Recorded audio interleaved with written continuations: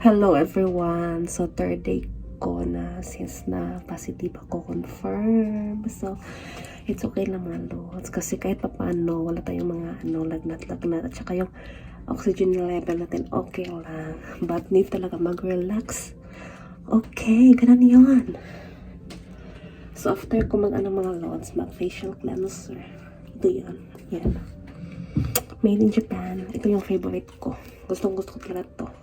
So, dara na ako with collagen and medyo, hingal pa talaga siya, hingal.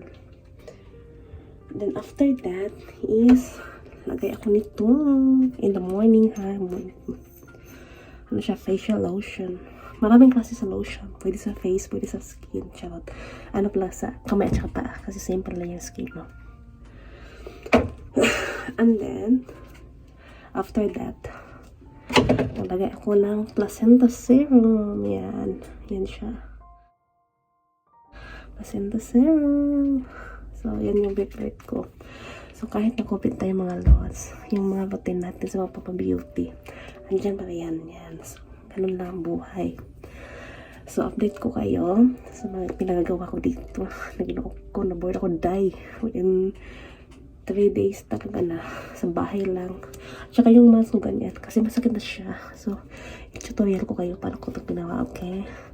So, thank you everyone. Thank you sa lahat, mga PM, sa mga marites friend natin. Arigatou gozaimasu. So, medyo okay na ako. Hindi na talaga mag-relax. Sa awa ng Diyos, hindi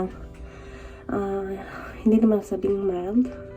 Pero may, din ako, mga hinanakit, charot.